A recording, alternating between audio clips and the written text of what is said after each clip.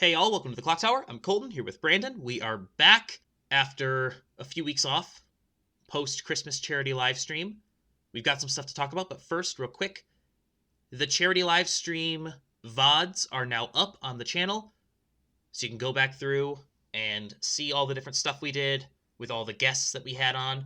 We raised $1,150 during the 24-hour stream for the Foundation to Decrease World Suck. That money has already been sent to the Project for Awesome to be part of the matching fund. That event's going to take place later this month. And every dollar that was donated during the stream will be matched during the P4A. So thank you again to everyone who donated. Thank you to Legends Sports and Games in Grand Rapids, Michigan for sponsoring some giveaway prizes for us. Also, because we did hit the $1,000 stretch goal, everyone who gave is going to get a card signed by every guest on the stream as well as us. The cards are currently on their way to Japan via a Worlds invite, so some signatures are going to happen in Japan, other ones will happen in Europe. We're going to make it happen. No timetable on that yet because we've never done this before, but that is happening. It's in progress. You'll get your card. We'll make it happen. If we don't have your address, make sure you send us a message so that we can actually get that to you. Okay. Not a whole lot has actually happened since the charity live stream. The most important thing was the Anaheim Regional. It was like a month ago, so we're not going to spend a whole lot of time on this.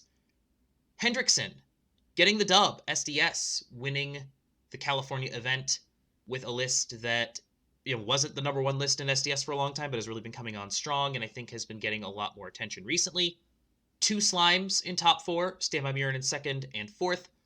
Chloe Maureen, 8 Salvage Hololive. We didn't talk about this list a whole lot when we did our tier list or, during our general, BCS recap. This deck has done quite well. It's really starting to come on, I think, now in these last couple of months especially. It did finish first in Wales, and then it finishes third in California, so very well could see that deck at Worlds. One of those two players might pilot it there. Just another, 2 good combos, 50 good cards list from Hololive, not unlike these other good decks that we've seen. So definitely something to keep an eye on as we head into Worlds. The rest of top 8, a 2 Soul Mirren from Slime, 8 Salvage, Quince, Choice Pants Review Starlight. I really like this Pants top end, so it makes me happy to see it do well. Second top for Review Starlight, completely different list from the first one. And then 8 Bar Azure Lane, also in top 8.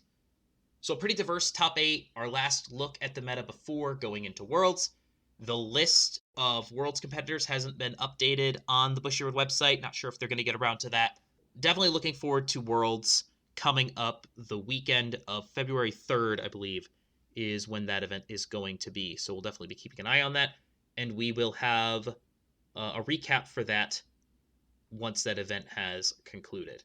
It's also worth noting that this was after the most recent ban, so that after the slime ban, we're still seeing quite a bit of slime in top 8 after a 9-round regional. Yeah, and I think it's probably a good thing long term. Whereas the Alice ban really killed Alice and made that deck functionally unplayable, at least based on results. The slime restrictions have not done that to slime, and has instead kind of opened up deck building possibilities. And I think that but part of that is just the Alice coming down at 1 was itself kind of the problem with Alice, and we talked about this in I believe in the tier list that we did during the stream, that Alice kind of was a problem, not so much because you couldn't deal with Alice at all, but because it really did gatekeep a lot of decks that actually couldn't deal with Alice at all. So there were things that could deal with Alice, but now that Alice is out of the way, there are more things that can be played, and we're seeing that, I think, with 8 Salvage Quince and, the 8-plussing Trigger Review Starlight that, weren't going to be able to hold their ground as well. And I would also say the same thing for 8 Salvage Hololive. Those are all decks that wouldn't have done as well in an Alice environment, but with Alice gone, it opens up the meta much more. But yeah, that restriction had to come down hard on Alice because the problem was the Alice was too strong for a lot of these things. So unlike the Mirren, which is much more fair and comes down at level 2, they can take a lighter approach with Mirren because Mirren I think in terms of gameplay, has presented less of a problem and is less of a gatekeeper of, decks that are even playable at a regional level. In any case, BCS is done. We did a BCS recap where we talked about everything that happened before California. That is a VOD up on the channel that we did during the charity live stream, so we're not going to get into too much detail here. Let's move on and talk about what is coming up next. Friday. There will be an English announcement stream Friday morning at midnight if you're on the East Coast, and depending on where you are in the world, you can figure it out from there. Before we get into that, two things. We're going to recap what we currently have going on in English for the release schedule, and we're going to talk for a second about the JP stream that just happened. So first of all, English release schedule as is. Spy Family, January 26th. Chainsaw Man, February 16th. Licorice Recoil, March 22nd. Saikano Movie, April 19th.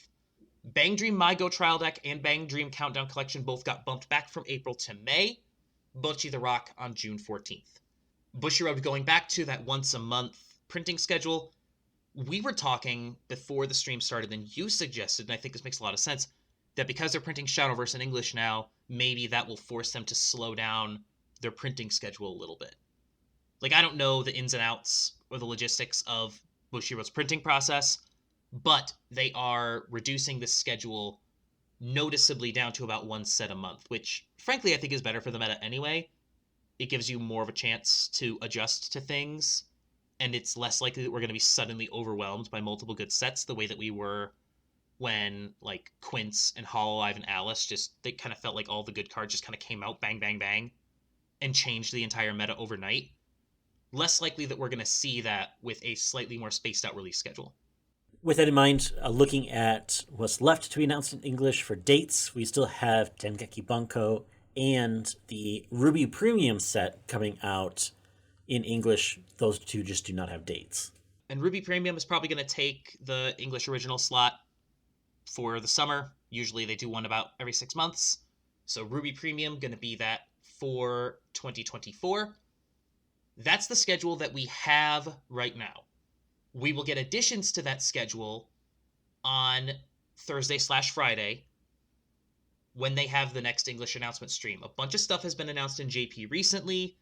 We're not going to go over all the JP announcements. We're going to more look at what's on the JP release schedule now and talk about like things that might happen in English and try to skip over the things that won't.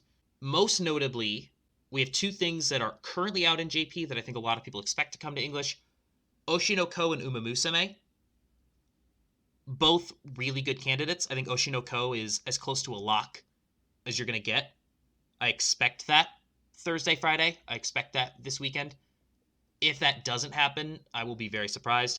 Uma Musume, it just got a Shadowverse release in English, so I could see them not releasing it in Weiss as well. That's the only thing that holds me back from saying Uma Musume is also a lock. They're both very popular properties. It wouldn't surprise me at all if those were like the two big announcements from Friday's stream. And that's actually why I think Uma Musume actually has a decent chance, is because it got a thing in Shadowverse already. So they effectively already have the licensing to be able to do it, or at least have the connections to be able to do that in English.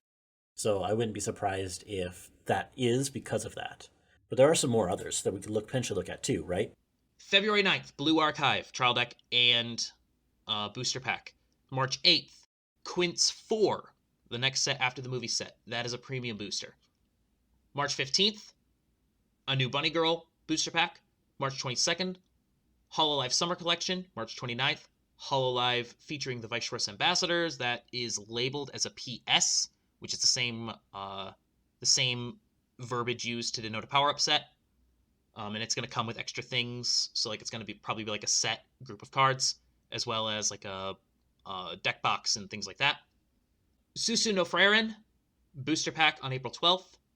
And then the other things that I think are very likely to potentially come into English, Licorice Recoil, which doesn't have a release date, and Eurocamp Season 3. That makes a lot of sense, I think, as a Weiss set in English. In terms of what could be announced this weekend, I keep saying this weekend, I'm referring to Thursday, Friday. I think your best bet is either Oshinoko and or Uma Musume.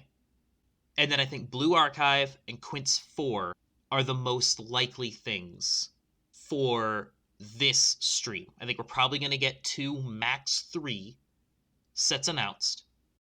The rest of the stuff that you see at the top of, in this first list is stuff that I think has a really good shot, or might even be a lock. Like Hololive is happening.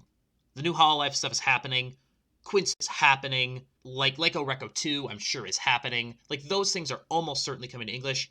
They're not going to get announced at this upcoming stream. They're going to be announced later. Those are like late 2024, maybe into 2025 titles. The other things on that second list that you see, those are things that have gotten some kind of recent announcement or traffic in JP that have a chance because they're interesting IPs, but are probably less likely to come into English. That's like Macross Delta, Rurouni Kenshin, Shakugan no Shana, and Captain Tsubasa. Those all have releases scheduled for JP, either some kind of premium booster or the first set.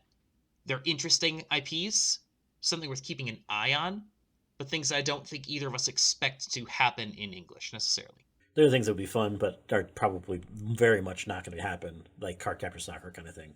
Yeah, I think Cardcaptor Soccer is on that list as well. It'd be really cool to see. No, it's pretty well out. It would be great. I would love it. I would buy Cardcaptor Soccer 25th, hands down. But I don't think it will happen. That being said, so that's kind of like the overview, like the 10,000 foot view of everything that's happening in JP that might come to English. When we were talking about this before we started recording, Brandon, you had mentioned that they've announced things during Springfest, which I think makes a lot of sense. So it makes sense that maybe we only get like the 2 new set announcements at the stream, and then maybe we get 1 or 2 more during Springfest. Well, I suspect that we're going to get the announcement for Springfest even in the midst of this too. Like I think a stream here is going to say, "Hey, Springfest is coming," in addition with then the other 2 new things being 2 sets. Springfest 2024 is happening. We just don't know the details yet. Assuming a trios format, assuming we don't think anything's really going to change. Maybe going to see some dates. By dates, I mean like for the whole season, not individual event dates yet, probably. That probably won't be announced until after Worlds. But we're probably going to get some kind of something in regards to Springfest happening, as well as Rumble. Hopefully we get dates for Rumble. That would be great. I would love to get dates for Rumble. It might be a little bit early for that, but hopefully we get those because Rumble tends to happen in spring or summer. So it would be really cool to get the dates for Bushiroad Rumble online so that we can start to build our schedule around that. Also, real quick, as we wrap up, want to shout out Jack from 36 Cancel. He announced recently that he is hanging him up in terms of Weiss content creation, making YouTube videos for the game. I just want to say thank you, Jack. We really appreciate everything that you've done for Weiss. You really brought Weiss to where it is, I think, today in English. You made the game more popular. You made the game more accessible. I appreciate everything that you've brought to the game, and I appreciate you as a person. So thank you for everything. We're going to miss seeing your videos around, but hopefully you will still be around at events and stuff, and we'll see you down the road. It has been a pleasure being able to make videos with you, but also to be a part of the legacy that you've left behind. Yeah, thanks for teaching me how to play Weiss, man. I appreciate it. I think I can speak for thousands of people when I say thank you for teaching me how to play Weiss. But that's it for us. We will be back on Thursday with 5 Cards, 5 Minutes. We're talking about Spy Family, and I'm very excited. Talking about Spy Family on Thursday. Next week, Spy Family Deck Text. It's going to be a special one, and then we're going to have some gameplay the following Thursday. Until next time, thank you for watching. Peace.